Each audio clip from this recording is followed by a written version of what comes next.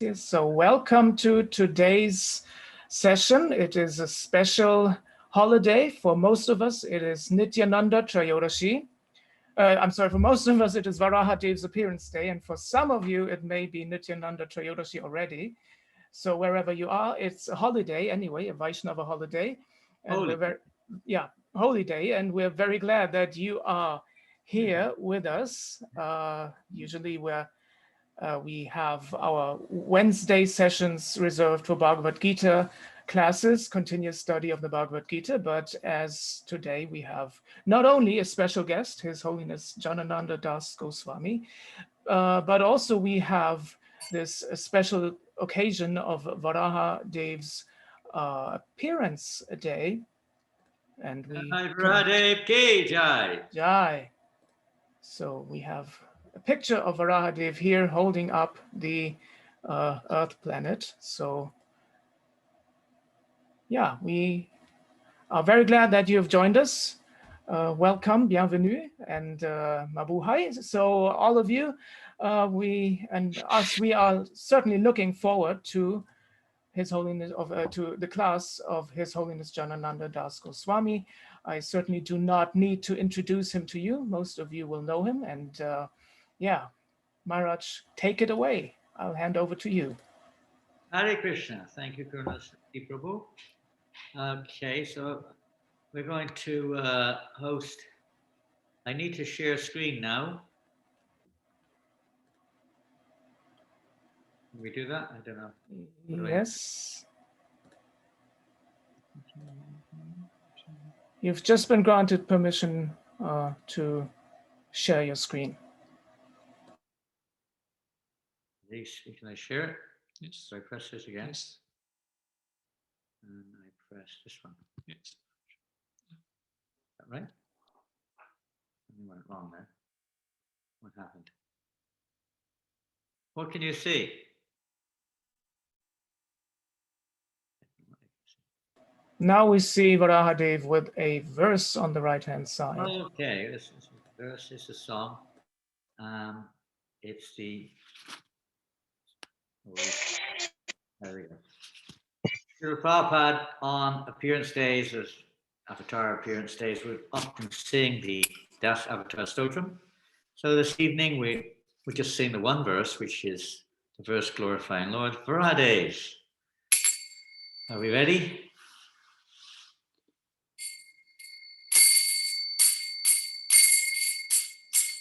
Vasati Dashana Shikare Dani Tabalagna Shashini Kalanka Kalevani Magna Keshavareta Shukara Rupa Jai Jagadisha Hare Jai Jagadisha Hare Jai Jagadisha Hare Vasira Shanna Shikare Dharani Dhavalagna Shashini Kalam Takaleva Nimagna Keshavadita Shukara Rupa Jai Jagadisha Hare Jai Jagadisha Hare Jai Jagadisha Hare Vasati Dashana Shukare Dharani Tavalagna Shashini Kalanka Kaleva Nimagna Keshavadita Shukara Rupa Jai Jagadisha Hare Jai Jagadisha Hare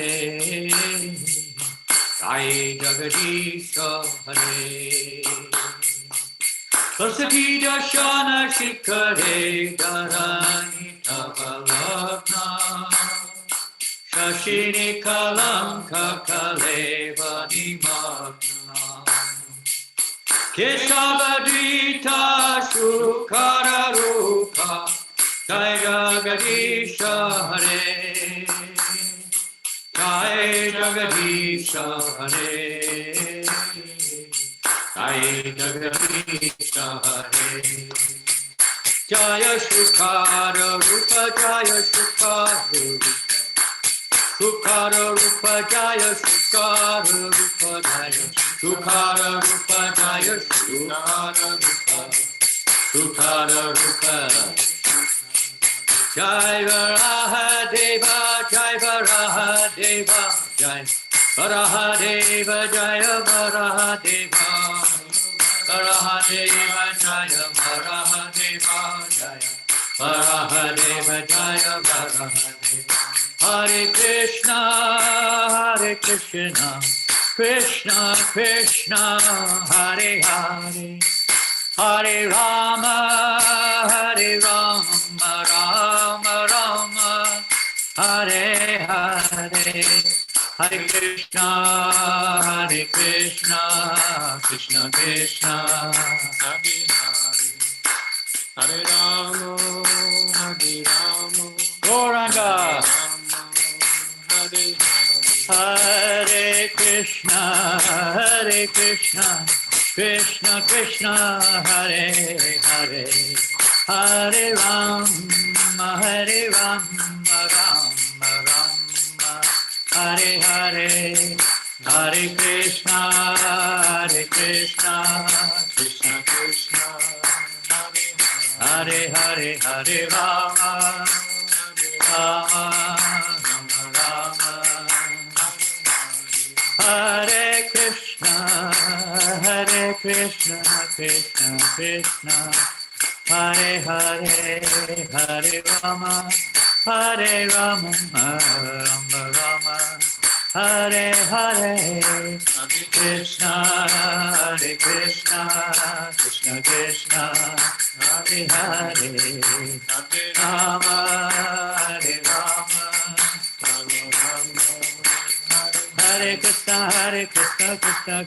Hare Hare Hare Rama Rama Rama Hare Hare Krishna Krishna Krishna Hare Hare Rama Rama Hare Krishna Krishna Krishna Hare Hare Hare Rama Rama Hare Hare Krishna Hare Hare Hare Rama Hare Krishna Krishna Hare Hare Hare Rama Rama Hare Hare Krishna Krishna Hare Hare Hare Rama Hare Krishna Krishna Krishna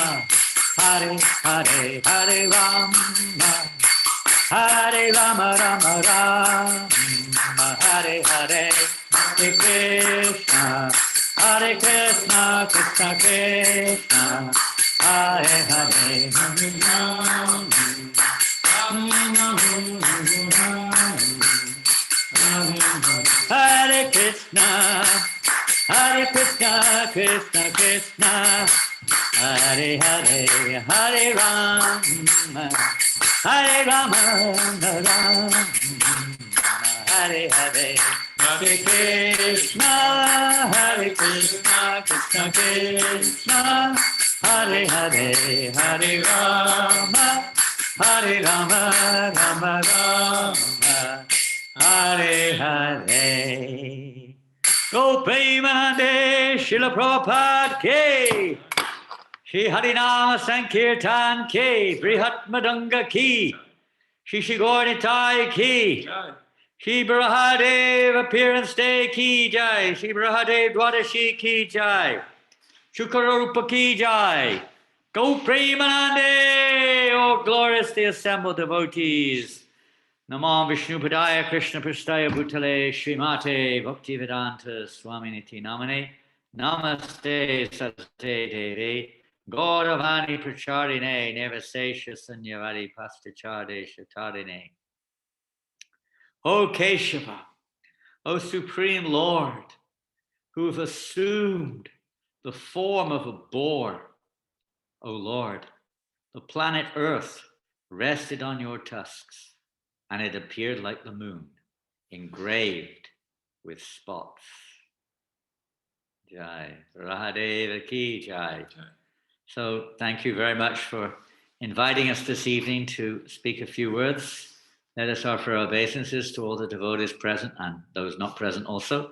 Vanchakalpa Trubhyascha Kripa Sindhuvyeva Chapatam Pavanebhyo Vaishnavebhyo Namo Namaha. On this very special, auspicious day of the appearance of Lord Varahadeva, we'll try to speak a few words in relationship to Lord Varaha and a few lessons that maybe we can learn from this pastime of Lord Varahadeva. One thing that comes to mind before we kind of start on the actual subject is that Lord Varahadeva, we see him here, he's picking up the Earth planet, which had fallen into the Garbhodak ocean. Sometimes it's said into the lower planetary systems, Rasataloka, etc. And he's picking it up. In a similar way, we have fallen in this material consciousness. And it's by the mercy of the Lord only that we can be picked up. We can't get out of this ocean of illusion, this ocean of birth and death, without the mercy of the Lord, that's for sure. And his mercy comes to us in the form of many forms, but particularly in the form of devotional service. He's given us his chance to engage in devotional service of various kinds, particularly the chanting of the holy names. This is the process calling upon him, as Lord Varahadeva also appeared in this world. As you may know, in the Srimad Bhagavatam, we see there are two descriptions of the appearance of Lord Varahadeva, which are in one sense combined into one. So we'll more or less discuss it as one tonight. One took place in earlier stages of the universe during the Swayambhuva Manu, and the later one during Chakshusha Manu. During the Swayambhuva Manu, which was very much in the beginning stages, we could take the story in the sense of right to the very beginning, where Lord Brahma is very concerned to populate the universe. At that time, the universe was not very populated. So he called upon his son, Swayambhuva Manu, at that time to please assist him in this regards and to try to populate particularly the earth, which is the resting place or the abode of all varieties of living entities, a key planet within the universe, we could say. So he requested him to kindly populate the earth planet. Manu at that time then requested Lord Brahma that whatever you request me to do, but at the moment the earth planet is submerged in the lower regions of the universe. And I can't do much. You have to only you have the power to deliver the earth from such a situation. So what did Lord Brahma do? At that point of time, Lord Brahma began to meditate very, very deeply, very attentively, very focused. And because he was focused, now lessons, don't forget. It'd be nice if you can jot down some lessons which we may learn from tonight's discussion. So this may be one. He was very focused in his meditation, and because of his deep focus in meditation, lo and behold, what should happen? Suddenly out of his nose, normally when coming out our nose is not quite the same thing. Sometimes some mucus comes out or something, blood maybe, it were still. But out of the nose, after many, we can't say time, it's on a different dimension, but after some time, Lord Brahma, deep meditation on how to solve the problem of the earth being submerged in the waters, could say the waters of devastation, the lower regions of the universe, the Garbhodak ocean, how to reinstate it in its normal position. So Lord Brahma was meditating, and suddenly, pop, out of his ear came a little tiny form which rose up into the sky, no bigger than the thumb. And it was a little form of what looked like a boar. Sometimes we call them hog or something like that, wild boar. Appeared in the sky. It came out of his nose and flew up into the sky. Quite an unusual event, to say the least. And there was the Lord afterwards. And then he expanded himself to an enormous form, gigantic form, with huge tusks. So deep concentration or deep absorption, devotional service, or we could say attentive chanting of the holy name, or devotional service in its various aspects, with one's heart and soul fully focused, evokes the appearance of the Lord. Otherwise, he's there, but we don't see him unmanifested. So he manifests himself due to the devotion or the focus of Lord Brahma. So similarly in our lives too. And then that form of the Lord then appeared in the sky, and we have to cut a long story short. But Lord Varaha, Varaha means basically boar, or Shukara means hog, entered into that great ocean with the intention of picking up the earth, which he did, of course. And the great Garbadak ocean split apart, and the Lord entered within as he dived in there deep, deep, deep, deep down into the ocean. And then the next incident that occurs, at least major incident we could say, would be the intrusion of Haranyaksha. So as I say, these two stories are a little bit mixed, so we're taking them as one. I've just taken them like that in the Srimad Bhagavatam anyway. So suddenly Haranyaksha turns up on the scene, but there's a lot more to it than that. When we're practicing devotional service, and even when we're very focused, we often find that there are sudden appearances of challenges. Maybe not quite so vivid as Haranyaksha, but certainly just as challenging in our minds or in our hearts or around us in our social scenes, challenging our, say, focus on the Lord, or challenging our intentions in devotional service, whether it's individual or whether it's collective. When we're preaching Krishna consciousness, oftentimes, especially if there's some effectivity in our preaching, then we get some objections from various sources. This is understandable because we are, after all, interacting with the material world. Just as Lord Varahadeva was picking up the earth, and people think that this belongs to them. This world we're in, mostly everybody thinks that the world belongs to us, that this is my body, that you belong to me, or you should do what I say, or this is my property, etc., etc., all kinds of unfortunate results of being proud or being an illusion. So we're going to expect this type of thing to happen. It's not, it won't happen. So by taking shelter of this wonderful, here in this wonderful pastime of Lord Varahadeva, this can help us to overcome these various, let's say, intrusions, various obstacles on our path, various anarthas which crop up, and various other objections that come to us from various sources. So another interesting feature about this pastime, how is it that the Lord appears in the form of a hog? This is almost unbelievable. And for a normal person, when we say normal person, let's say a person in general in this world, if you say this is God, they would definitely think there's something wrong with you. This is proof. And Prabhupada said this in one lecture, actually. He was lecturing on Nrsingadev's appearance day. And he said, one of the reasons Lord Nrsingadev appears in this very unique form of half man and half lion is to convince the atheist that God does not exist. It doesn't sound like a very positive preaching line, but certain people are absolutely adamant about proof to show that there is no God. They justifying their particular philosophies or whatever.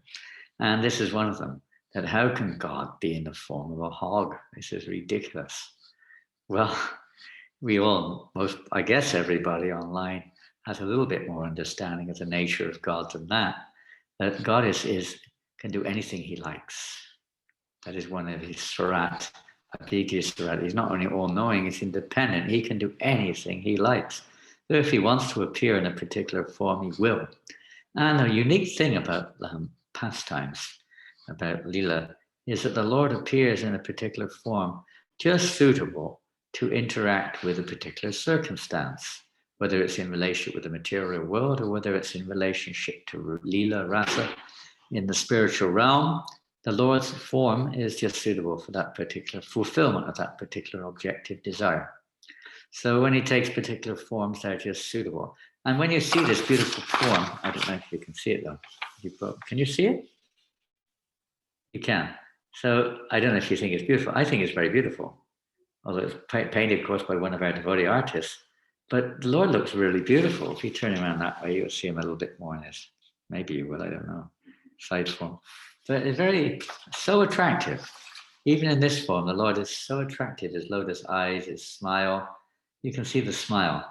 And just the demeanor of the Lord, it's so attractive. It just captivates one's mind. Takes us away from our hog-like, in this material world. Raghunath Das describes them, these desires based upon pride, just like the ass's urine, or just like hog-like desires, etc. Takes these away from our hearts. We start to become attracted to the transcendence. The Lord can take any form he likes. He's not obligated to us. He's not, although for pure devotees, he does. He reciprocates accordingly and takes forms according to their particular bhava or their particular moods. And in this world, he takes those forms too. Krishna says, I am death. In this material world, he appears in the form of death. And Varahadeva was like death personified to Haranyaksha, in one sense, we could say. So if we look in the second canto, the Srimad Bhagavatam, there's a short description there of various incarnations of Godhead in the second chapter. The first verse describes Lord Varaha. It says, when the unlimitedly powerful Lord assumed the form of a boar as a pastime, just to lift the planet Earth, which was drowned in the great ocean of the universe called the Garbhodak, the first demon, Haranyaksha, appeared, and the Lord pierced him with his tusk. That's just a summary of this pastime. And it's an interesting purport, which is related to, you could say, our present situation in some ways. Prabhupada writes in the purport, only under certain conditions do the planets float as weightless balls in the air. And it's kind of mystical thing, how the planets are so-called gravitation, etc. But whatever it is. And as soon as these conditions are disturbed, the planets may fall down in the Garbhodak ocean, which covers half the universe. The modernized drilling, I bounce forward a little bit in the purport, the modernized drilling of the earth to exploit oil from within is a sort of disturbance by the modern demons and can result in a greatly harmful reaction to the floating condition of the earth. A similar disturbance was created formerly by the demons headed by Haranyaksha, the great exploiter of the gold rush.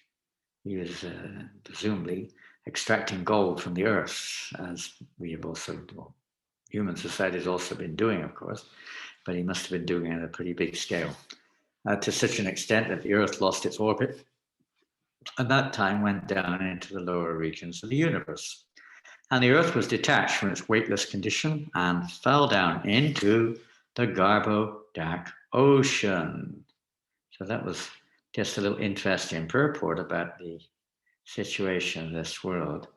Well, So as Haranyaksha is causing a disturbance to the earth, we have modern day, probably would say modern day Hiranyakashipus and Haranyakshas, small time that they may be, are causing a great disturbance. And we certainly need, in this case, in this age, which we're in, of course, the holy name, the chanting of the holy name is the appearance of the Lord in this particular Kali Yuga in order to counteract the ill effects, iti shodashakam nam kalanashanam, to counteract the ill effects of this age of Kali. That's the chanting of the Lord's holy names, as Varahadeva counteracted the ill effects of Haranyaksha's behavior, the ill effects of the behavior of ignorant persons in this age, including ourselves, is the appearance of the holy name. So the same factor can be applied in that particular sense. So now we're going to jump forward because we have to, our time is limited. So the story of the appearance of Lord Varahadeva is very fascinating. And let's go now to a little later in the seventh canto, but a little later in the seventh canto, we see the story is told of the how Haranyaksha appeared in this universe. And it's interesting to note that in a sense before that, the demigods were very, very disturbed. They were extremely disturbed, and the whole universe was becoming dark. Just like now, we see in many ways our world around us is becoming quite, say, complex and confusing for many people, even fearful. the demigods were becoming very fearful. They didn't know what was happening. Ignorance is the cause of fear, the cause of anxiety, the cause of so many things. Of course, it's based upon the false ego of identifying with this world. But on this platform, ignorance is the problem. When we have knowledge of what's going on, generally speaking, our fears, our anxieties, they go away. So the demigods were feeling very fearful because the whole universe was becoming very dark and choked up. And they were wondering what is going on. They could hardly see the sun. They thought the universe was coming to an end or something. So they approached Lord Brahma. What's going on? Please, we're very afraid of what's happening. So Lord Brahma then explained what's happening. That actually in the womb of Diti are two great demons. They have taken birth, or haven't taken birth yet. They're within her womb. She was holding them for 100 years because of, we'll hear it now, what the story is. And then Lord Brahma explained to them what is actually going on. And off to Vaikuntha we do go. So we're going to go to, you could say, the spiritual realm for a moment. A long time ago, in Vaikuntha, Lord Narayan, in Vaikuntha he has his abode, his inner abode, and there are many walls, many gates that have to be passed before one can enter into Vaikuntha. Just like the universe is surrounded by many layers, the Vaikuntha planets have various gates that one has to pass through, eligibility to enter through. One can't just walk into Vaikuntha. So it so happened once upon a time that the four Kumaras, the famous sons of Lord Brahma, the first progenitor born of Lord Brahma, were just wandering here and there. They were, you could say, they were on the level of Brahmavadis. They were self-realized souls. They realized the spiritual nature. They weren't interested in material life. They were free. They saw everything without discrimination. They were going here and there. And they were wandering. They came to Vaikuntha. Now, this was actually interesting because normally we would understand that persons who are only on the platform of Brahmavadi without devotional service would not be eligible to enter into Vaikuntha. Vishwanath Chakravarti Thakur describes that by the influence of Yogamaya arranged it so that they could actually enter in for many reasons to fulfill the Lord's desires and also to give them a chance to understand the higher natures, or higher spiritual nature of devotional service. So by the arrangement of Yogamaya, they were able to approach Vaikuntha, although they didn't actually enter into the inner core. They were able to approach the gates of Vaikuntha. And they were in their form, as you may know. At that time, the Kumaras were just little boys. They looked like 5-year-olds, although they were the oldest other than Lord Brahma in the universe, practically speaking. And nobody bothered to stop them. They were little children. They were totally blissful and free, just like Varahadeva-lila when he was on his way to speak the Bhagavatam. And he was completely innocent. Nobody was disturbed by him. People may have made fun of him, but nobody was disturbed by his presence, walking naked, etc. So they were practically walking naked. It's described in the commentaries that they were wearing bells. Actually, they were kind of wearing a little thing around them with bells. But whatever it was, they were practically naked, like little boys, easy, free to go anywhere. Nobody stops them. So they went all the way through all the gates. There were 7 gates. They went through 6 gates. They're just going here and there, wherever, checking it out, as free as we'd like to be. And then they came to the 7th gate and slip. And what happened at the 7th gate? Stop. Now I'm going to read something. This is something I read a long time ago, actually. It's a poem. I wrote this poem a long time ago for a drama, maybe 20 years ago, Lord Shingadev, just introduction. And if you bear with me. Long ago, in ancient times, the Vedic texts recall the history of 2 servants from Vaikuntha did they fall. Jai and Vijay, the gatekeepers, did laugh when they did see the Kumaras, such tiny boys, Lord Brahma's progeny. By the way, they weren't exactly laughing. They were a little bit angry. They looked a bit angry. I wrote this before I didn't have so much knowledge maybe. What do you want in Vaikuntha? You cannot enter here. You are too young to see the Lord. Return and do not fear. Kumaras were not ordinary, but pure souls in young disguise. In all the world one could not find anyone as wise. The boys enraged to curse the guards. From here you too must fall. You have no right to stop us. You have no right at all. Narayan came upon the scene to settle up the curse. You too must fall down from your posts, as you have been averse. Pure souls are these Kumaras, my darshan they deserve. Their words I'm bound to honor, their curse I must preserve. 7 times as my devotee, 3 times as enemy. Material world you must go until I set you free. Jaya and Vijaya, the gatekeepers themselves, they did confer. In order to return in haste, as demons they did prefer. Upon the spot they hurled down into the universe. The greatest demons ever known took birth due to the curse. As vile sons of Diti they grew in strength and pride, and forced all godly people to fearfully run and hide. Haranyaksha and his brother Hiranyakashipu did conquer all directions from Buvar, Bur and Bu. Haranyaksha could not find his match or worthy combatant. He searched the universe throughout, his anger did he rant. At last, as Lord Varaha, Lord Vishnu did appear, to cut the demon's pride to shreds, remove the Deva's fear. I won't read the rest of it because it's about Lord Shingadev. Just a little introduction. So we're going to carry on with that a little bit more because that's not all there is to that story, that they were cursed by the 4 Kumaras. There's a whole plan, as you may know. This is all the Lord's doing. The fact that the gatekeepers stopped them, the fact that the Kumaras became angry because they saw that they were discriminating, they were only seeing oneness, the fact that they couldn't enter Vaikuntha because they were only at that time on the platform of Brahmagyan, they didn't understand devotional service, the variety of the spiritual realm, the fact that the gatekeepers were driven by the Lord, you could say, to stop them in this way and to become a little angry.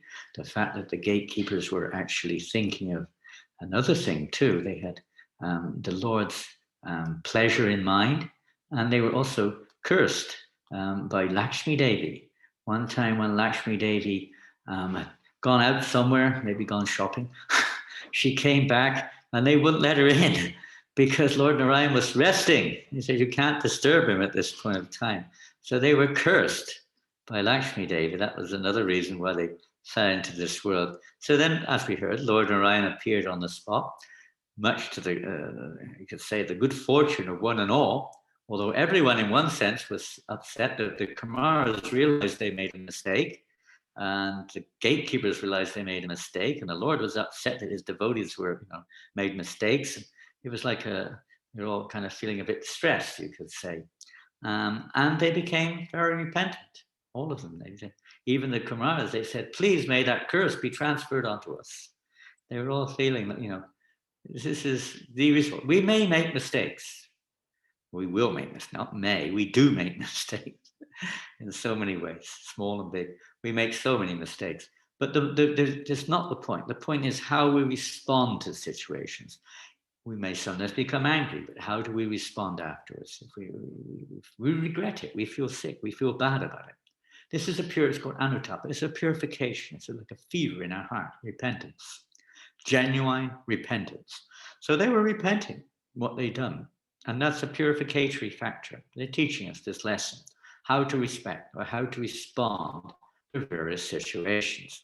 Whereas a demon, he doesn't respond. He just becomes angrier, and if he doesn't get his way, he thinks of another way to get you. He just goes on and on and on. But one is a little bit, usually pious, a little bit, especially devotional.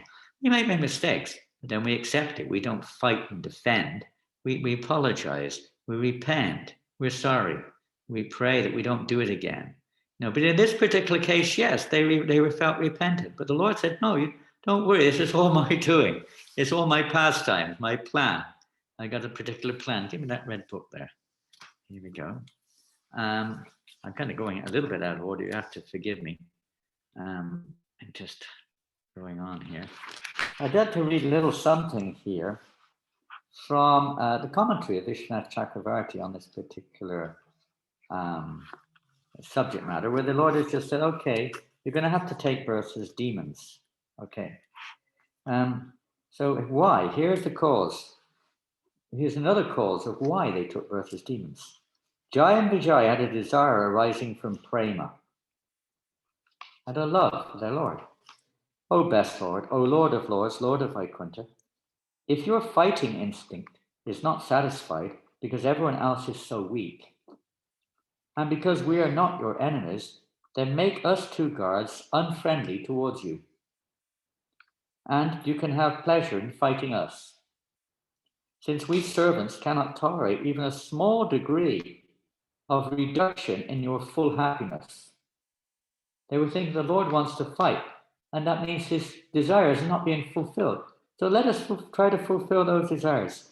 We pray that this should be done by necessarily ignoring your quality of affection for your devotee. They were thinking like this. But let me become a demon if that pleases you. This is an unusual form of devotional service, we could say, but it's quite unique. But they're very intimate. They are eternal associates of the Lord. Of course, we understand from the Bhagavatam, so many pastimes that we hear, they fell down the universe. But there's another interesting sector in these commentaries, and you can see reference to that in Prabhupada's purport also.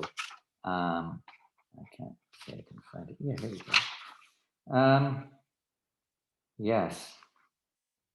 So the Lord said, I can nullify this curse, but I won't to, because I promised that I will never nullify a curse or a promise to a Brahmin, so I won't do that. But however, he said, you should take on the role of demons in one of your expansions. This is not something we usually hear about, but it's actually a common feature.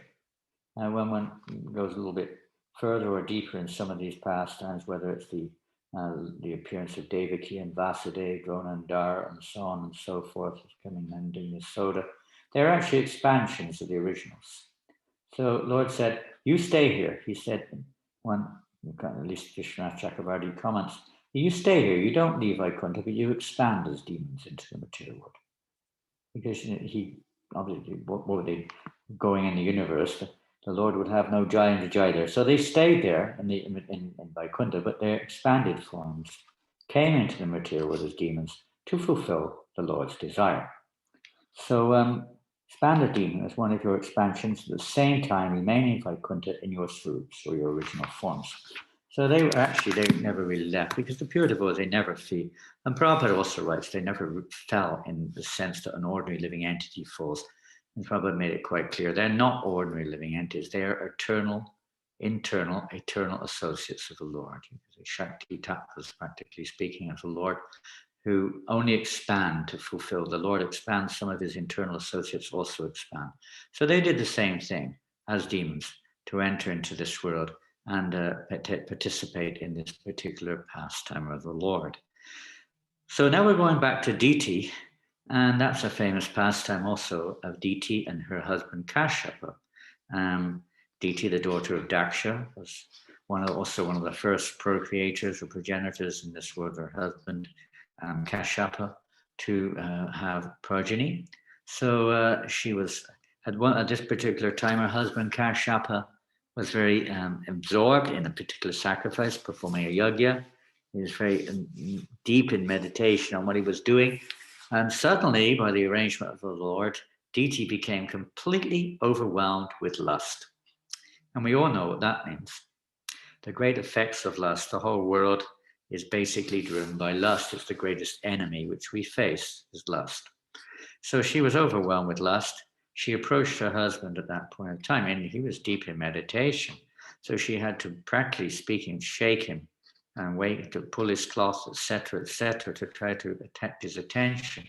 And then she did, and she explained her burning desire. She wanted to have union with her husband right there and then. She couldn't control it. She was driven. Cupid had pierced her heart, and she wanted to have children, of course. It was her duty, but she wanted right there and then. Her husband said, yes, this is good, but this is not a good time.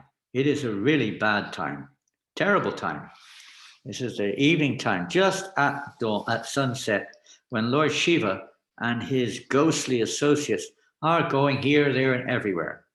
And at that time, he said, it's very dangerous time to engage in this activity, to try to conceive of a child at this time is dangerous.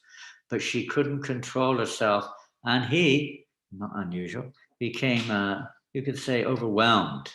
He lost it, and he was overwhelmed by his wife's strong desire. You could say that it's kind of obligated in one sense, but not really. But he became overwhelmed with her strong approach, and sure enough, they participated in union, having intercourse together. And he also warned her at this point of time that this would be result in great danger. Danger, very demoniac persons may well take birth from this.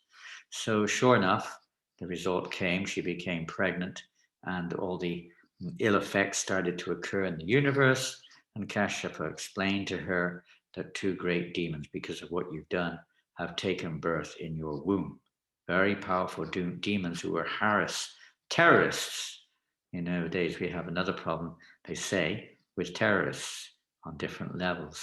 So they were the biggest terrorists of the universe. They were terrorizing everyone once they appeared. But they said, you're a terrorist. And she became so sad about what she'd done. She became really repentant. Again, this repentance is such an important part, let's say, feeling a little bit of reduction in her pride. She became very repentant. And then Kashyapa then said, but there's one good thing. Every cloud has a silver lining, you could say, is that the son of one of these demons will be a very great devotee. And he will actually bring good fortune to the universe. So there was a little bit of a repentance. And then she said, well, my sons are going to be such demons, but, please, may they only be killed by the Lord. She was really afraid that becoming demons is going to be very, very inauspicious. But at least if they're killed by the Lord, there's something beneficial from it. So that was also another part of that discussion. So here we find a few things, other than repentance. You could say the not following one's authority, in her case, her husband, and the disastrous results, the importance of proper Garbhadan samskaras, if one's going to have children, etc., procreating at the right time and the right circumstances, different things to be learned from these various things. Just like in Vaikuntha, the Lord said he also arranged this whole situation as a lesson for devotees in general to be very careful they don't become angry or proud unnecessarily in various situations. Very dangerous, anartha on our path of devotional service. So her pregnancy, then the whole universe became overwhelmed with darkness. And there were so many. Even today we see many inauspicious omens. I don't know what's happening where you are. I mean, I'd say it's kind of auspicious, but a few weeks ago it was so cold here. It was like almost like the coldest week on record. And now we're having in February, and now we're having the warmest week on record in February. It's kind of really odd weather going on. It's same in Berlin, I guess. I don't know. Really strange. It's like 20 plus outside, It's like a summer's day or something. It's really unique. So things are upside down and all kinds of things going on. Not very auspicious signs, you could say. So this was going on then. Everything's got its plan. Everything has its purpose. Nothing happens by chance. The Lord's hands are always working there. The Lord also showed in that pastime in Vaikuntha how much one should respect the Brahmins, even if they are only Brahmavadis or whatever. Namo Brahmanya Devaya, the Lord has great respect for the Brahmins. And how powerful his devotees are, that his internal associates can also expand along with him. And so many lessons could be learned from that particular pastime. And teaching the danger, very great danger of cursing others or criticizing others or whatever it may be. Offending Brahmins, so dangerous for their spiritual lives particularly. And that they cannot enter. The Kumaras were not able to enter into Vaikuntha because they were only on the impersonal platform. They could get to the edge by the arrangement of the Lord, but not enter in. So we're still like a little bit like that. We're like on the edge because we're still maintaining impersonal concepts. We're still maintaining material concepts. So we're not really entering in deep into that ocean, into the ocean of devotional service. So the Lord Varahadeva went deep into the ocean to pick the earth up. So we're definitely deep in the ocean of material existence, that's for sure. But we've got to get deep into the ocean of devotion. And then the Lord will pick us up from this illusion or this ignorance which we're in. So there's said to be a warning for sadhakas. I'll just read you something about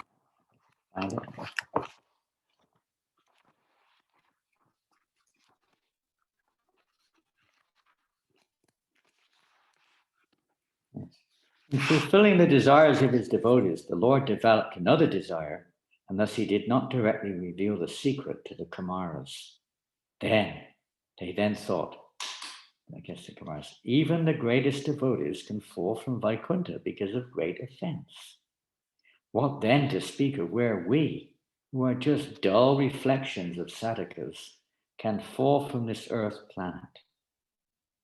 Thus it should be understood that the Lord desired to warn the sadhakas to be careful of committing great offenses. We can fall at any moment. If even the great Vaikuntha gatekeepers of Lord Narayan can fall, what to speak of us? Of course, we heard just now that the only expanded forms which came into the universe, but still the principle is the same. This is another one of those mystical secrets. From the external point of view or the normal point of view, they fell into this universe because of their offense to the Kumaras. So we have to be very careful. Offenses in devotional service. And then they came into this world, but the Lord assured them, don't worry, you won't forget me. Even you engage in devotional service in anger towards me, that will purify you and you will come back very soon. But don't fear, because they were really, heartbroken, you could say, in that sense of being away from the Lord for a moment, basically speaking. So now, inside the womb of DT are these two great demons. And eventually, of course, they took birth. So our time is running, we'll have to go quickly. But the two demons appeared in this world, and they became huge, powerful, enormous monsters, giants, tormenting the universe. The elder one was Hiranyakashipu, and the younger, they were born together as twins. But Hiranyakashipu was the first conceived, although Haranyaksha came out first. The second is considered the older by Vedic understanding. So Hiranyakashipu was the senior, and Haranyaksha was always serving. He was going everywhere to fulfill his desire to conquer the universe. Nowadays, we're also thinking, conquer the universe. We're sending I know what it is, a rover to Mars. We're conquering the universe. They were really conquering the universe. Haranyaksha was going to the heavenly planets. The demigods were running for their lives. He was going everywhere. And he went down deep into the ocean to Vibhabari, the capital city of Varuna, Lord of the waters, the lower regions. Varuna is the Lord there. And he went right down there, Haranyaksha, and he saw there was Varuna, and he challenged him. Oh Lord of the waters. He wanted to combat him. Let's have a fight. I challenge you. Yeah. You have many followers. But the Lord Varunadeva said, no, I am not a fit candidate. I'm too old now. We have desisted from fighting. We're no longer interested in warfare. So it's a bit disappointing. Hiranyaksha was looking forward to a good fight. As he was so puffed up, he thought he could beat anyone. So seeing how proud he was, Varuna told him, look, you are very proud. I tell you, a suitable candidate for you is actually the Lord Vishnu, who is now present in this universe. You will fight with him and you will see that it will be the death of you. So that didn't worry him. It sounded like a good challenge. So off he went to look for the Lord Vishnu. Where is he? So interestingly enough, in the Bhagavatam it says he met Narada Muni. In the commentary it says, while walking around the city, which city I do not know, but we're walking around the city, he met Narada Muni. Just like we sometimes meet people when we walk around Berlin or wherever we are, and they tell us some news. So he met Narada Muni, and he said, have you any idea where that Vishnu is? And Lord Narada Muni said, yes, I know where he is. He's down in the Garbhodak ocean. He's gone down there, and he told me he's picking up the earth. So immediately Haranyaksha was excited, and he entered into the waters of the Garbhodak ocean. At that time, Lord Vishnu was, in the form of a boar, was picking up the Earth planet to take the Earth back into its orbit. So Haranyaksha saw him there. So we would love to say that we would like to read something, which we will, even if our time is short, we'll read something. Just like we are exploiting our bodies, Haranyaksha was exploiting the earth and it fell down. We're exploiting our human form of life, unless we're falling down into basically hellish situations, full of anarthas and so many things. So we have to take shelter of Lord Varahadeva to pick us up from this terrible situation and place us back in our normal condition. This is the point. Well, we're going to read now from the Bhagavatam about the great, I should say, meeting of Haranyaksha and Lord Varaha. Haranyaksha saw the all-powerful personality of Godhead in his boar incarnation, bearing the earth upward on the ends of his tusks and robbing him of his splendor with his reddish eyes. His son, in the first appearance of Lord Varahadeva, it said that he was white, Sveta Varaha. But in this particular appearance, it said that he's reddish, although it's described in the Bhagavatam, he was blackish. His eyes were very reddish, but his form was, anyway, it was very dark color, whatever it was, reddish black. He saw there, on his ends of his tusks, the earth, he was carrying the earth, and robbing him of his splendor with his reddish eyes. Haranyaksha was feeling like being robbed. The demon laughed. Oh, ha, ha, ha, ha. An amphibious beast. And you see him again. There he is. Lord Varahadeva, an amphibious beast. The demon addressed the Lord. Oh, best of the demigods, dressed in the form of a boar, just hear me. This earth is entrusted to us, the inhabitants of the lower regions, and you cannot take it from my presence and not be hurt by me. You rascal, you have been nourished by our enemies to kill us, and you have killed some demons by remaining invisible. O fool, your power is only mystic. So today I shall enliven my kinsman by killing you. And he's pretty puffed up. You see, the demons, they think they can kill God, it doesn't matter what. They can overcome death. They can conquer the universe. They can kill anybody. This is a demoniac mentality. The demon continued, when you fall dead with your skull smashed by the mace, hurled by my arms, the demigods and sages will offer you oblations and sacrifices. In devotional service will also automatically cease to exist, like trees without roots. If you want to follow me, sorry, I should have said. 3rd canto, chapter 18, text now, number 6, 3:18, 6 onwards. Although the Lord was pained by the shaft-like abusive words of the demon, he bore the pain. But seeing that the earth on the ends of his tusks was frightened, he rose out of the water just as an elephant emerges with its female companion when assailed by an alligator. As the earth is the consort of Lord Varahadeva, so, naturally the wife is becoming afraid. She's very fearful, so he places her safely, puts her like around place, Sita safely under Lakshman's care. What do you do?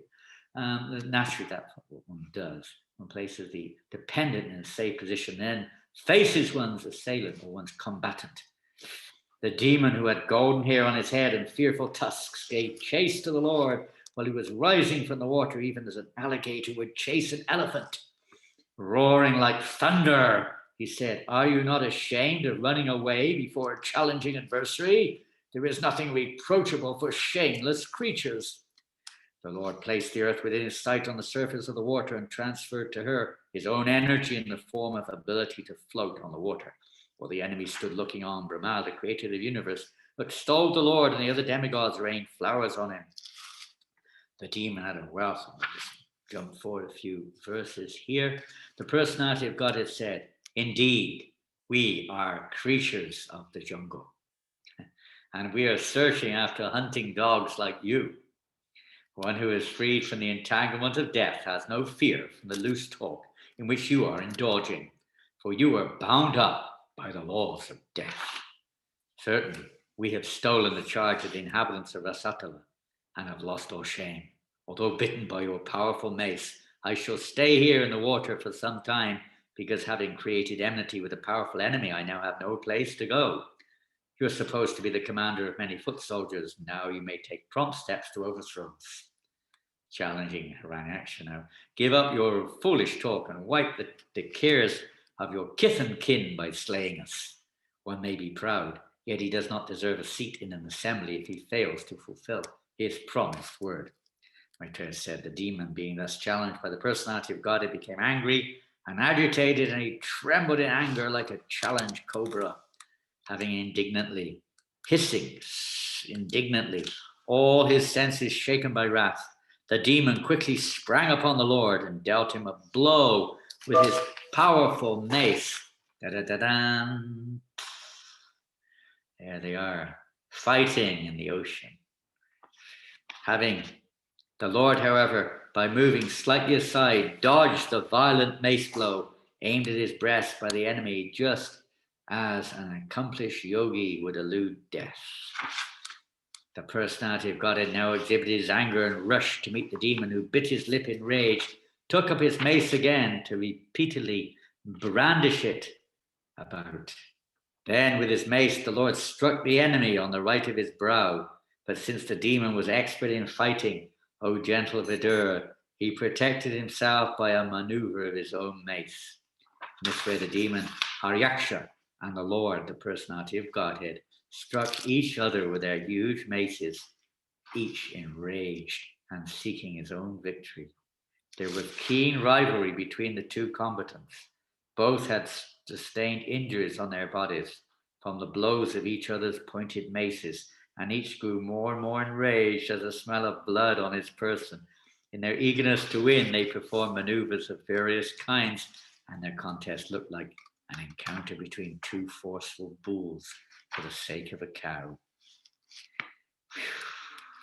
So they were fighting and enjoying like anything. So Brahma came there and was watching the great fight, and then he extolled the Lord to please bring this to an end. He's got this boon from me. Less like his brother got great boons, he also apparently received boons. And he said, "My Lord, there is no need to play with this serpentine demon, who is always very skilled in conjuring tricks and is arrogant. Is arrogant, self-sufficient, and most wicked." Brahma continued, "My dear Lord, you are infallible. Please kill this sinful demon before the demonic hour arrives, and he presents another formidable approach favorable to him. You can kill him by your internal potency without doubt. My Lord, the darkest evening which covers the world is fast approaching.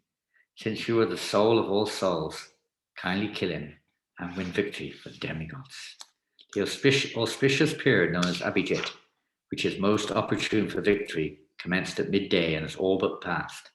Therefore, in the interest of your friends, please dispose of this formidable foe quickly. This demon, luckily for us, has come of his own accord to you, his death ordained by you. Therefore, exhibiting your ways, kill him in a duel and establish the worlds in peace." The Lord, who had appeared from the nostril of Brahma, sprang and aimed his mace at the chin of his enemy, the Haranyaksha demon, who was stalking fiercely nearby. Struck by the demon's mace, however, the Lord's mace slipped from his hand and looked splendid as it fell down whirling This was miraculous, for the mace was blazing wonderfully. As the Lord's mace fell to the ground and a cry of alarm arose from the witnessing crowd of gods and rishis, the personality of Godhead acknowledged the demon's love of righteousness and therefore invoked his Sudarshan discus. As the discus began to revolve in the Lord's hands and the Lord contended at close quarters with his chief of his Vaikuntha attendants, who had been born as Haranyaksha, a vile son of Diti, there issued forth from every direction strange expressions uttered by those who were witnessing from airplanes. They had no knowledge of the Lord's reality, and they cried, "May victory attend you! May victory attend you! Pray dispatch him! Play no more with him!"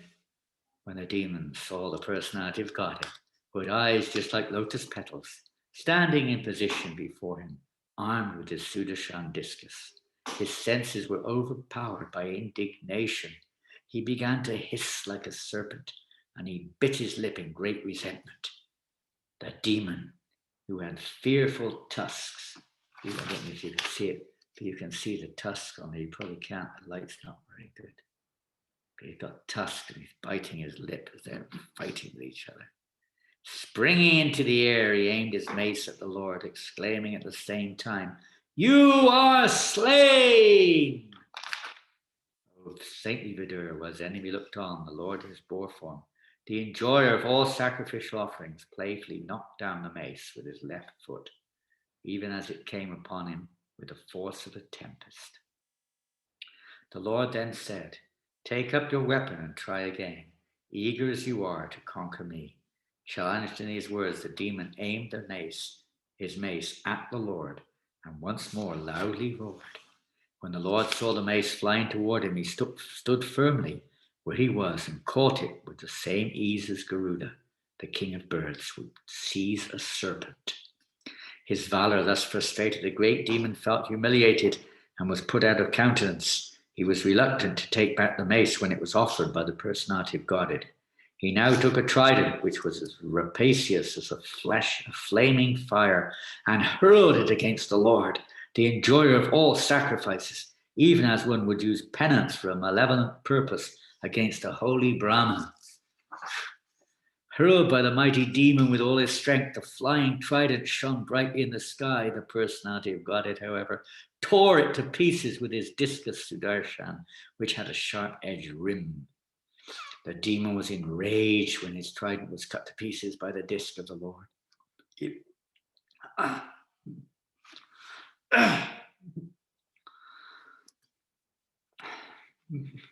He therefore rushed toward the Lord.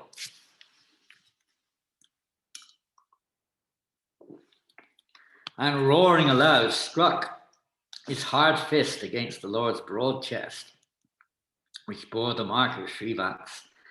And then he went out of sight. Hit in this manner by the demon, the Lord, who had appeared as the first boar, did not feel the least quaking in any part of his body any more than an elephant would when struck with a wreath of flowers. The demon, however, employed many conjuring tricks against the Lord, who is the Lord of Yogamaya. With the sight of this, the people were filled with alarm and thought that the dissolution of the universe was near. Fierce winds began to blow from all directions, spreading darkness occasioned by dust and hailstorms. Stones came in volleys from every corner as if thrown by machine guns. The luminaries in outer space disappeared due to the skies being overcast with masses of clouds, which were accompanied by lightning and thunder. The sky rained pus, hair, blood, stool, urine, and bones. O sinless Vidura, mountains discharged weapons of various kinds, and naked demonesses armed with tridents appeared with their hair hanging loose. Cruel and savage slogans were uttered by hosts of ruffian yakshas and rakshasas, who all either marched on foot or rode on horses, elephants, or chariots. The Lord, the personal enjoyer of all sacrifices, now discharged his beloved Sudarshan, which was capable of dispersing the magical forces displayed by the demon.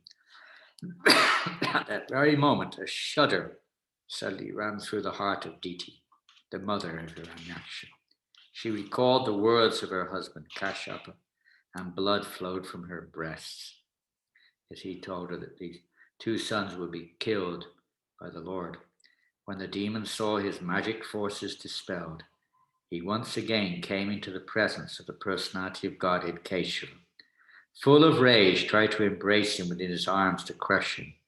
But to his great amazement, he found the Lord standing outside of his circle of arms. The demon began to strike the Lord with his hard fists, but Lord Adhoksha slapped him in the root of the ear, even as Indra, the Lord of Maruts, hit the demon Vritra. Though struck indifferently by the Lord, the conqueror of all, the demon's body began to wheel. His eyeballs bulged out of their sockets, his arms and legs broken, and the hair on his head scattered. He fell down dead, like a gigantic tree uprooted by the wind. That was the end of Haranyaksha.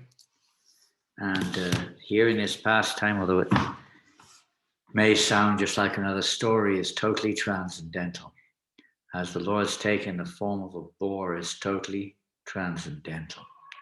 He takes that form just like we see boars. Sometimes they enter into dirty places. They go down into the drains or into holes and they dig out all this, whatever's in there with their snouts. They consume untouchable things. So he takes on this transcendental form. We have a tendency to take on transcendental, untouchable things ourselves. We're taking all kinds of, in this world, we indulge in all kinds of, let's say, dirty activities, dirty thoughts, we have done. And by the mercy of Lord Varahadeva, all these things can be removed. So remembering this wonderful pastime of Lord Varahadeva is so important in our spiritual lives. I'll try to just finish off with a few, you could say, verses describing the glories of this particular pastime of Lord Varahadeva and how beneficial it is to hear these pastimes of the Lord in his various incarnations. If one hears and describes in a devotional service attitude this auspicious narration of Lord Boar, which is worthy of description, the Lord, who is within the heart of everyone, is very pleased. Nothing remains unachieved when the Supreme Personality of Godhead is pleased with someone. By transcendental achievement, one understands everything else to be insignificant. One who engages in transcendental loving service is elevated to the highest perfectional stage by the Lord himself, who is seated in everyone's heart. Who other than one who is not a human being can exist in this world and not be interested in the ultimate goal of life? Who can refuse the nectar of narrations about the personality of Godhead's activities, which by itself can deliver one from all material pangs? All the various knowledge, the various directions of the Vedas, everything is ultimately directed or meant to bring us to this point of hearing the pastimes of the Lord. This is the cure. Tavakatamitam taptajivanam kaviviritam kamashapanam. Shravana mangalam shimanatatam bhuvi gunati bhuvijanaha. This is the cure for all those living entities in this material world who are suffering from the pangs of material existence. Is it to hear words spoken by the Lord or about the Lord, his pastimes, his name, his fame, his form, his qualities, etc. This is the medicinal process. The Lord has come, Nivritatarsha Pradimana, Bhavoshiti Chotramanam, Viramat, Gutama Shloka, Gunanavada. This is the medicine to cure us of our bhavarog, our attachments, our pride, our bondage in this material world, is to hear from the right source the subject matter of the Lord and his pastimes. To the medicinal, this is the medicine, Oshadi, to cure us of this illusion, this material illusion. Gutama Shloka, Gunanapada, the pastimes of the Lord, the sweet honey nectarian pastimes of the Lord. Even when he's in combat with his great devotees, no one can really fight him. He doesn't care about ordinary living entities, insignificant. He only fights with his real devotees, his real you could say. He leaves the rest up to, other methods, time, karma, and so on and so forth. But with his actual devotees, here he's fighting. And when we hear these pastimes, it purifies our heart of this tendency to have animosity towards the Lord, to be averse to the Lord. It's so powerful. And later on, describes, also Sutta Goswami describes how by hearing these pastimes, one becomes freed of all sinful reactions. And all one's desires can be fulfilled. And if we hear attentively, he says, attentively these pastimes, then not just our temporary desires will be fulfilled, but the eternal desires of the soul, every one of us hankering within for eternal happiness. But only when we come to the platform of surrendered, sincere, pure devotional service will the Lord reward one with that eternal position as one of his eternal, in the spiritual realm, as one of the eternal servants of the servants. And one's desires be completely fulfilled. So on this auspicious day of Lord Varahadev's appearance, we can, we have a deity of Lord Varahadeva in our temple here in New Mayapur. So we had Abhishek today. It was very nice. Abhishek of Lord Varaha. We also have wild boars in the forest, not far from here. Sometimes they come on our property. We've seen them several times. So Lord Varahadev you could say, is in a nice situation in the forest. But the whole material wood is like a jungle. The whole material wood more dangerous than a normal forest. So we really have to take shelter of the Lord, take shelter of the holy name, take shelter of Srimad Bhagavatam, hearing the Bhagavatam regularly, the cure for all ills. Though it may sound very simple, it is a reality, and we just have to take shelter of the reality and not the illusion. And this will help to remove our pride, our false ego, our lust, our envy, our greed, our anger, everything else which we tend to sometimes be controlled by. Instead of controlling it, to use it in Krishna's service, we're sometimes controlled by it. And we follow in the footsteps of Haranyaksha sometimes. But anyway, Hare Krishna, Shri Varahadev Ki Jai. Okay, well, we're finished there. Hare Krishna. Thank you very much, Maharaj. That was very nice. To conclude, there is a brief comment from Gita Govinda. She says, Hare Krishna Maharaj, very nice. Indeed, Krishna's pastimes are nectar and so purifying. Thank you so much. Amazing Abhishek of Lord Varaha. How fortunate New Mayapur is. And there is also a very relevant question by Venuya Devidasi. She writes, Hare Krishna Maharaj, please accept my humble obeisances. All glories to Srila Prabhupada. Thank you for this wonderful lecture. Is there a connection between Lord Nityananda and Lord Varaha, or a special reason that Lord Nityananda's appearance day is one day after Lord Varaha's? I'm asking from a neophyte perspective. Thank you very much. Yes, we could say that. Indeed it is, because Lord Nityananda Prabhu, I mean, we could look at it in that sense. I can't say that absolutely that's the case, but we could look at it like that, because Lord Nityananda, he was, of all the, associates of Lord Caitanya and Chaitanya's Lila, Lord Nityananda went to the most fallen, and he picked up the most fallen in the most degraded situations by his mercy. Mercy only. It is said, I'm not sure, maybe in the Chaitanya Bhagavat, that in this age, no one has any qualification. The only qualification is mercy. And Lord Nityananda is a personification of that mercy. Just as Lord Varahadev himself went into the darkest, deepest, even to the hellish situation in one sense of the universe. From the Lord's perspective, there's no hell or heaven or duality, but from our perspective, there is. So he went into that situation to pick up the earth. So Lord Nityananda also is going all over the world now in the form of the Sankirtan movement. And chanting and distributing books and distributing Krishna consciousness everywhere.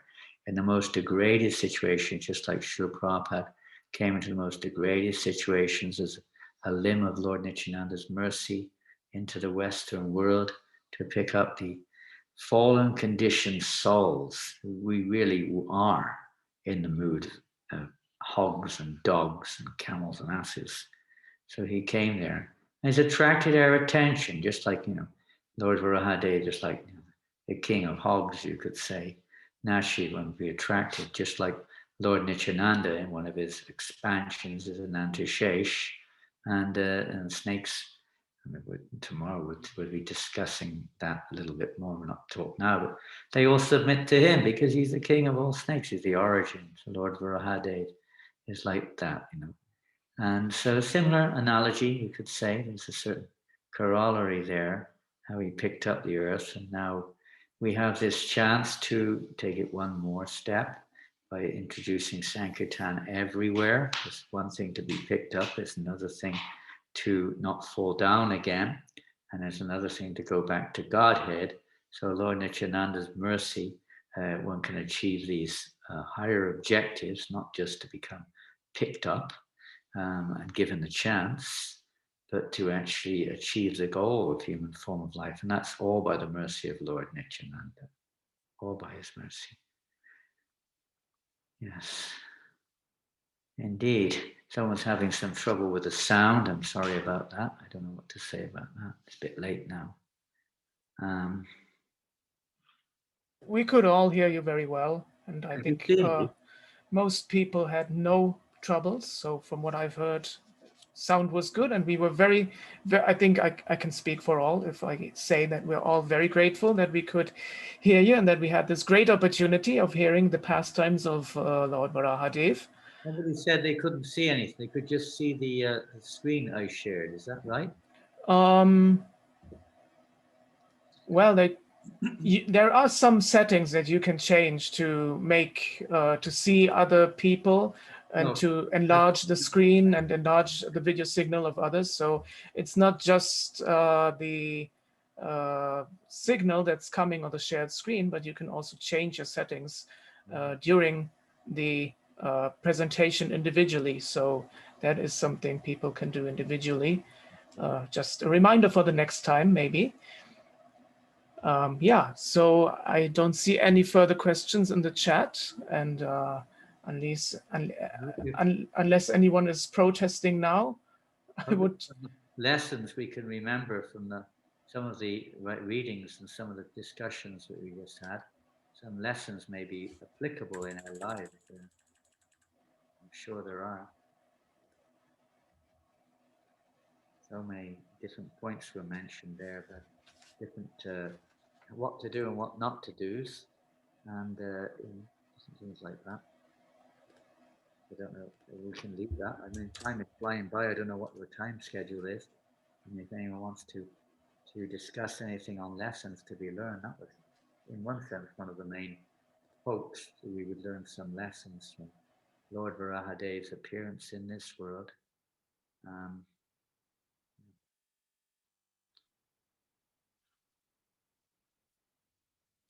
Maybe not. Vrindavan Chandra's still there, but I don't know if he can hear anything. He has a hearing problem. So if there are no further questions, I would conclude the question section. And there is a reminder, very important reminder, because tomorrow is Nityananda Trayodasi. And we will have the great honor to host a Zoom event here on this very channel at 5 p.m., starting 5 p.m. Central European time. That's 2 hours earlier than today. 4 p.m. UK time, we will have a 30-minute kirtan, and then at 5:30 Central European time, we will hear a lecture from Kadamba Swami about Nityananda Trayodasi. So that is Hari Bol. That is very nice. I can see there is a remark from Rasikananda Prabhu. Hare Krishna Maharaj, thank you for the class. If there is time, the Lord showed how much we need to respect the Brahmanas. How do we recognize who is a Brahmana? Well, yes. Um, well, especially you could say in Kali Yuga, where everyone is born Shudra, more or less. Even if someone is not qualified, it's like Srila Prabhupada said, even with those who are Mayavadi sannyasis, the devotee respects everyone. We also know that at different stages in devotional service, Kanishta, Madhyam, Uttama, and so on, how one relates to the situation and to others in one's sphere may be somewhat different. For Kanishta, generally they cannot discriminate. For an Uttama Bhagavat, they don't discriminate. They see everyone on the spiritual platform. But the Madhya platform, a certain amount of discrimination should be there. Respect is there for all living entities, but how we respect may vary from situation to situation. Because traditionally, of course, one would follow the instructions of a Brahmana, but if a person is not acting as a Brahmana, then that's another thing altogether.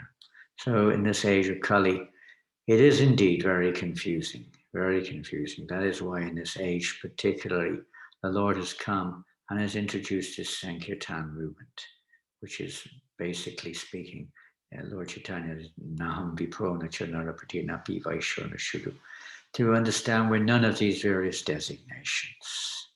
None of these. We are the eternal servant of the servant, servant, servant, servant. That's the nature of all.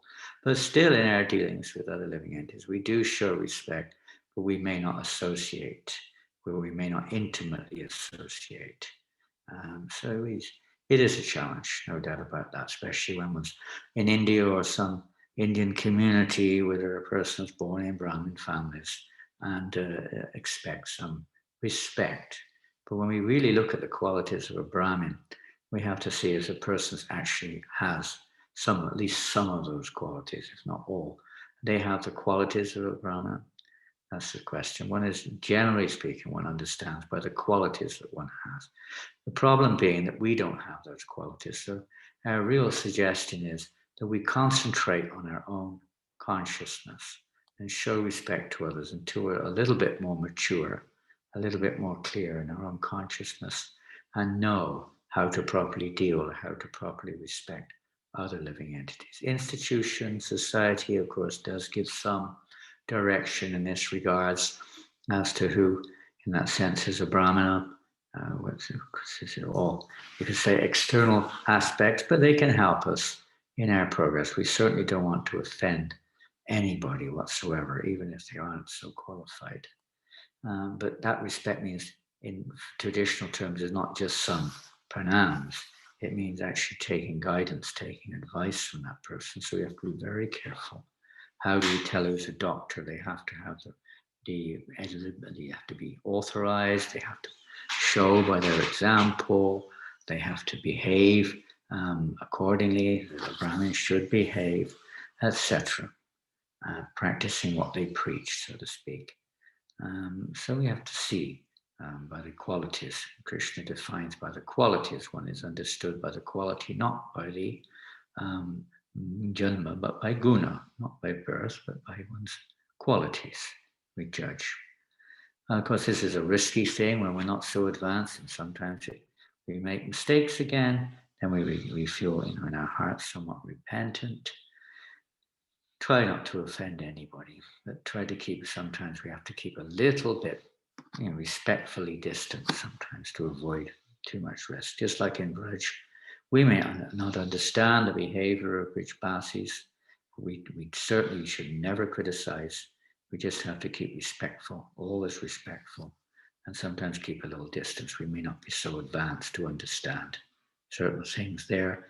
And dealings with Brahmins in the world around us, we also have to be careful that we don't become offensive, and also that we don't become implicated or affected by that association in a negative way.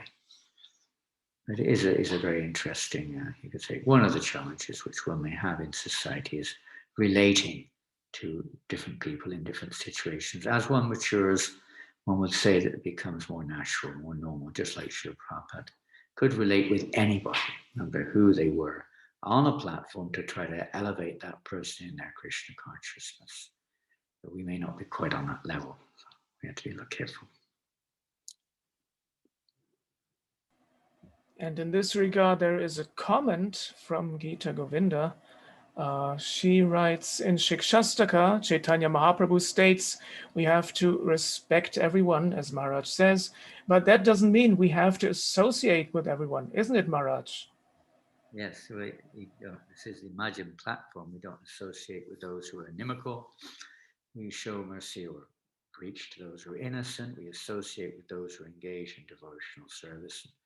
We worship the Lord, and it's not it's not like you go from one to the other overnight. It's stages gradually evolving into more advanced stages of realization. But the general principle of Majjhima Adhikari is based on that. And as one associates more and more with devotees who are sincere and genuine, it understood it will become a little clearer how to discriminate. Discrimination, although it may be seen, as we saw with the Kumaras, they were on that platform of seeing everything as one, basically speaking. They were not considering discrimination, but on the path of devotional service, it is a necessary requirement. Otherwise, we'll definitely get waylaid, lost, commit offenses, so many things. One has to know what is the desire of the Lord. The primary thing is putting Krishna in the center. We may make mistakes, just like with Gadadhar Pandit, when Ballava Bhatta imposed his commentary on Srimad Bhagavatam on Gadadhar Pandit, who was rather soft and very, let's say, submissive Vaishnava. Lord Chaitanya rejected this commentary, but Ballava Bhatta imposed it upon Gadadhar Pandit. Gadadhar Pandit listened, but he was feeling very, oh no, but he was praying to the Lord in his heart. He took shelter of the Lord. So we may make mistakes, but this is a further reason to take shelter of the Lord. That should be the result of that, so that the Lord guides us. Tesham satata yuktanam. The Lord guides those devotees who are dedicated. So the main thing is on our side, the more we dedicate ourselves, the more the Lord will guide us, that we learn how to interact, how to communicate, how to relate to other living entities around us. It's something which comes, some people are already mature, some people have certain character which is more mature, but whatever it is, we have to mature our bhakti, our devotion, and naturally it will become more and more understood how we relate to other living entities, whether it's Brahmins or whether it's people in general, whether it's people of other religions, whether it's people of whatever it is, other genders, other races, other species of life, everything. How to relate. Krishna is in the heart of every living entity. And if we offend any living entity, we're offending Krishna. Well, of course, you could look at that from a slightly different angle sometimes, but from our point of view, we would see it like that. We don't want to offend anyone. We respect all. But how we respect, that will vary. How we respect. We follow those who are actually sincere devotees of the Lord and associate with them. We respect others by trying to do what we can to bring them to Krishna consciousness, not arguing with them, not challenging them, not surrendering to their whims. But this is how we respect. How can we help them to progress in spiritual life? It may be avoiding them if they're totally inimical, or we're not strong enough to deal with it. But sometimes you can give prasadam, sometimes you can give some way or another to help them to at least begin or progress on their spiritual path. Chant the holy name. This way, Nam Sankirtan is so powerful. Doesn't matter who they are. As you know, in Kali Yuga, it's described in the Mahabharata that many demons have taken birth in Brahmin families in this age of Kali. It's a topsy-turvy age. And you can see they're very proud, very possessive, very angry, not even following Brahminical principles of cleanliness sometimes, etc. Very proud of what, and possessive and so on. Very, very, quite contrary to the actual nature of the broad-minded, selflessness of a Brahmin. Quite contrary. So we have to know what the qualities are, and we have to ourselves cultivate those qualities, then it'll become a little easier. And then we can learn to respect properly. Anything else? To conclude this session, there is a question for a book recommendation. Someone writes, Maharaj, what book would you recommend to read after reading the Gita? I'm a normal person, not a Brahmin, so I'm trying to grow my bhakti deeper. Very nice. So, you sound like a wonderful Vaishnava, Vaishnavi. You're asking me, I'm not a normal person. I think I'm some kind of, I have a great affinity towards hogs, by the way. I was born in a place called Hog Hill. So hogs are very close with me. I'm not very cultured or learned or mature by any means, but Prabhupada has given us some indications after Bhagavad Gita. Now, if you're following a Siksha or Diksha guru, or you're in a temple where you have some Siksha guidance or community, you can always ask on a local level. I'm not going to jump the gun there, but it's very, I mean, we can only say Prabhupada gave us specifically certain books at different times. In the beginning, we had Krishna book. He really wanted us to read Krishna book. The Krishna book was a must. If you haven't read Krishna book, I recommend you read Krishna book. Prabhupada-lila was not there until 1979 or something. So that's another important book. Depending, you may have already read it. But to get a deeper understanding and a deeper relationship with Srila Prabhupada, it's very essential with the Prabhupada books. The books you're talking about are basically manifestations of Srila Prabhupada's heart. They're the way we associate with him. So it's a good idea to also know a little bit more about what he underwent and how we can feel a little closer relationship with him, reading Prabhupada-lila and Rita, so you can choose or whatever you wish. Of course, for Krishna book is also Srimad Bhagavatam. But Prabhupada brought that out basically before he started to publish any Bhagavatams in the West. Some little tiny chapters came, but nothing much. So then after that, what was next? We have Nectar of Devotion, we have Teachings of Lord Caitanya. Those were the first 4 books that were on our doorstep, the teaching, Bhagavad Gita, Teachings of Lord Caitanya, Nectar of Devotion, and Krishna book, besides a few small ones, the Upanishad and so on. And then Bhagavatam. And it doesn't always have to be one or the other. You can read, say, every day, you can read a bit of Bhagavatam and then read one of the others as well. I don't know how much time you have for reading. That remains to be seen. If you're following a course, you follow the course. If you're following a Siksha, you follow the Siksha. If you're following your Diksha, you follow the Diksha. Or in the temple, you follow the norm. If you have a burning desire to read something, it's best to check it with your Siksha or Diksha guru to see if it's the appropriate time to enter into that reading of that particular book. Otherwise, reading any of Prabhupada's books is always good. We distribute on the street to anyone and everyone. Sometimes we're distributing Chaitanya Charitamritas to somebody, who's still eating meat, drinking, and smoking, and doing everything else, devotionally speaking, we don't do, and absorbing so many things. And sometimes we transforms their lives. So all of Prabhupada is like sugarcane, Prabhupada said, but there is a systematic way, there's no doubt about that. Bhagavad Gita is philosophically the foundation, and then on the building is Srimad Bhagavatam, but the method of building, the Nectar of Devotion describes it, the essence of the building, the substance is the Krishna book, Teachings of Lord Chaitanya is the practice of that nectar or that eternality, Chaitanya Charitamrita, Teachings of Lord Chaitanya. Like that, they're all important, so it depends where you're situated.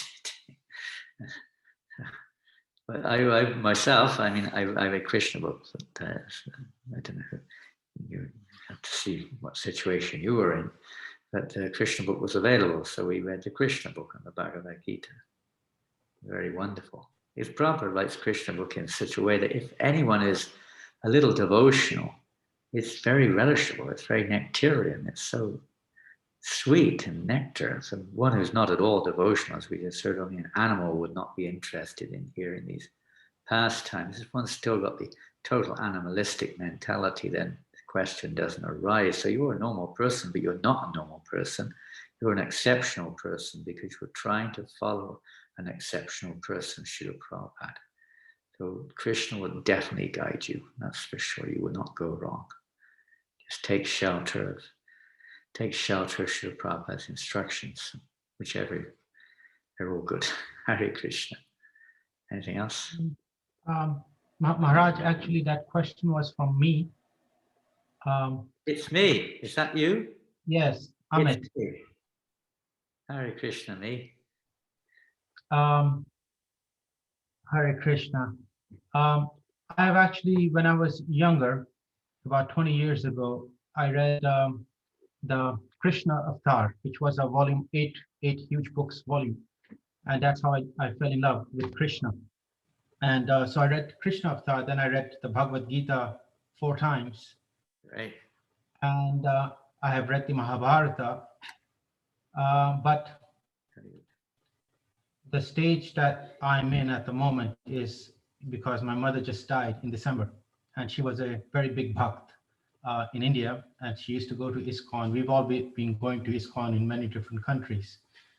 And I met Swami Nityananda Das, who actually gave me a few books, small books, and the Bhagavad Gita in Berlin. And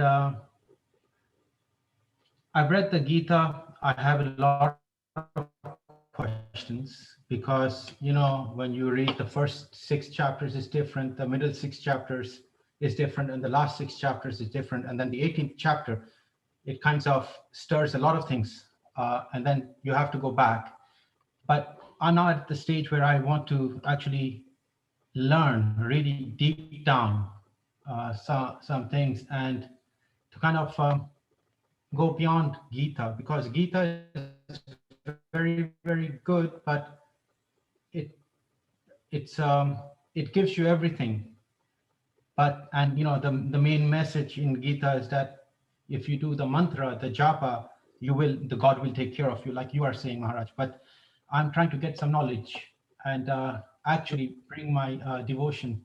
Maybe you can start on Srimad Bhagavatam, but I would also suggest that you try to, perhaps you already have, but you try to connect with some group. Now mostly things are online, maybe Zoom, I don't know, but there are many senior devotees doing courses on basically what you're saying, to help us to go forward in devotional service.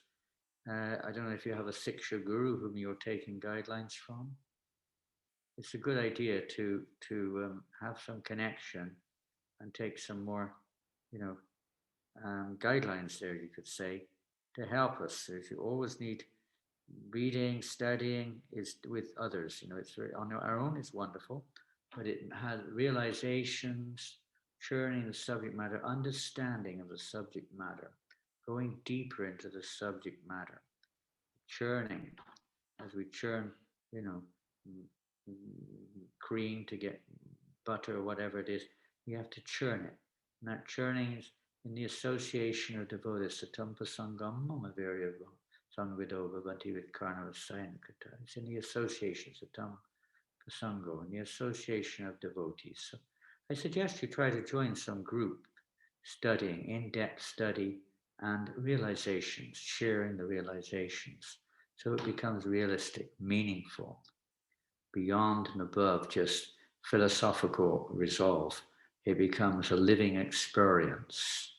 Devotional service is a living experience. It's not just to philosophically resolve some doubts or to help us to rise above certain issues in life. That's one thing, but it's actually to help immerse us in the ocean, the great ocean of devotion, which is the eternal nature of the soul to be in that ocean. And we all see how, if you say you losing one's family members, it can be very, very difficult situation for us. Even whatever stage we're on, it can be difficult sometimes. But what can we do to really help them? So these realizations will come.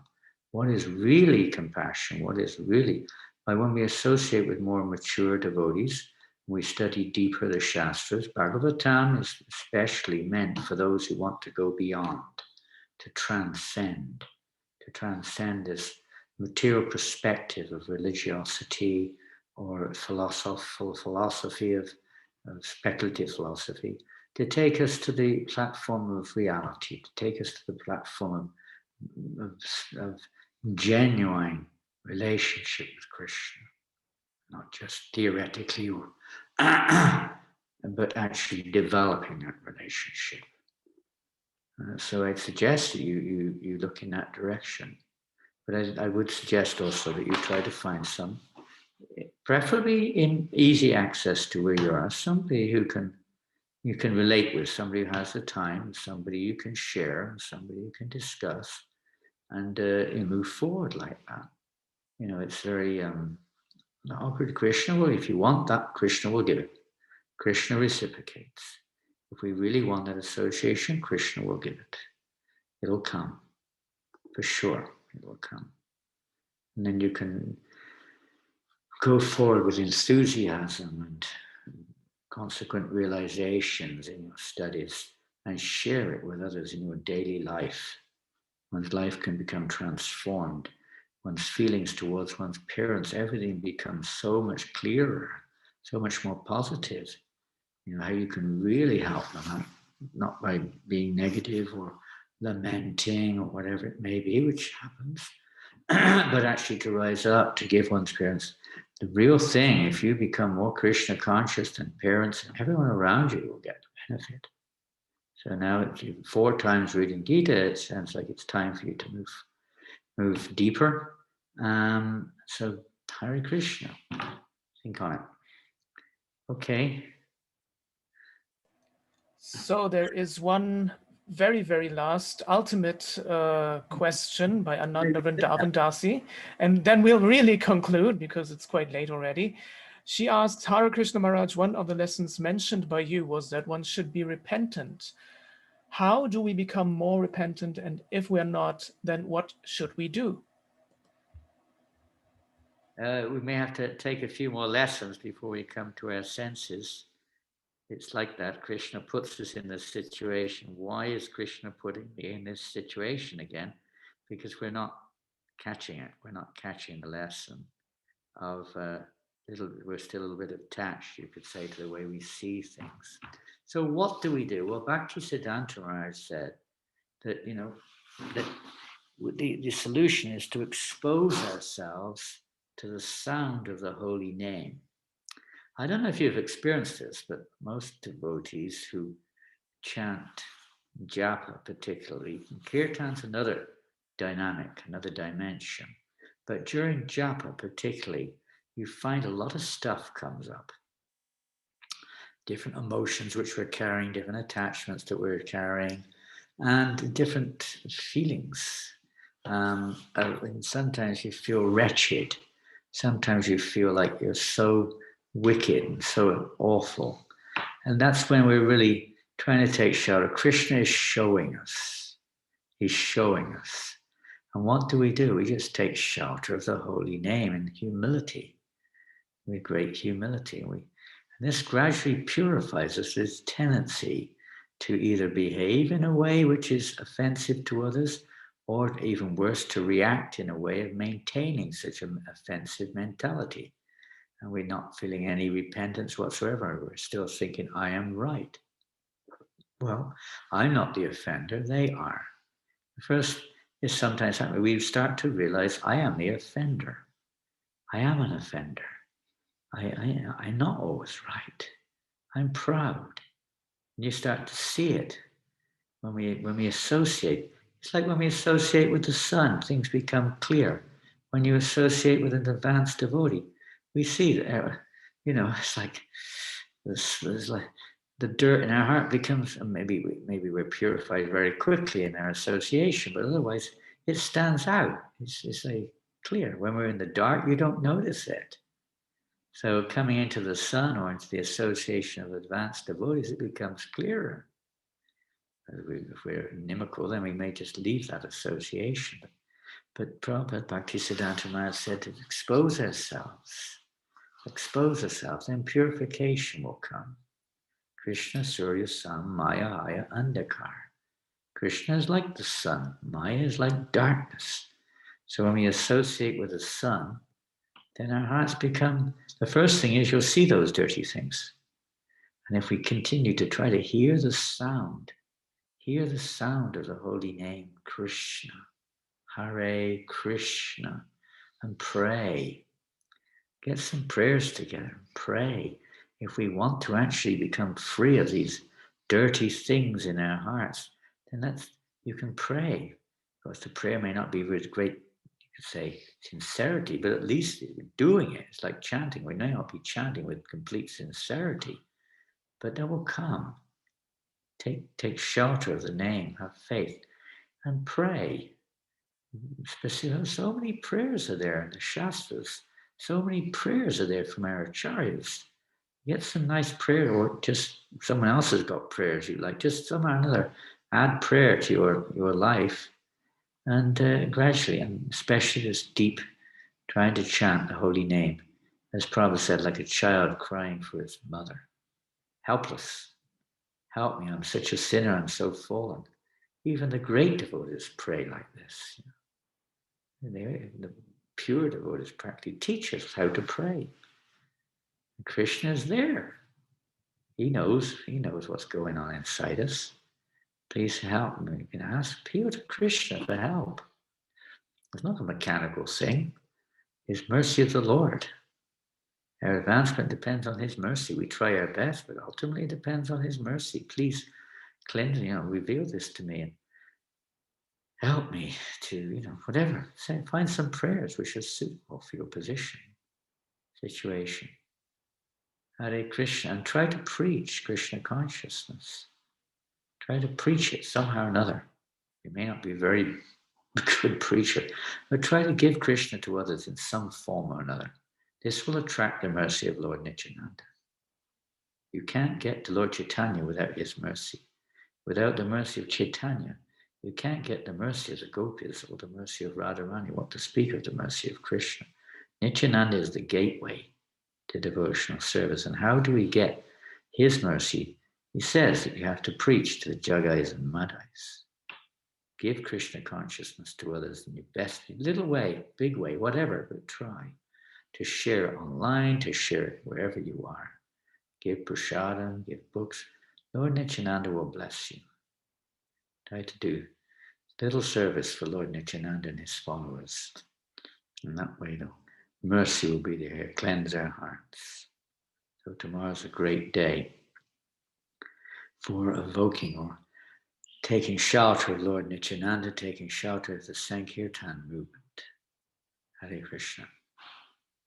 Okay. Thank you very much, Maharaj. Thank you.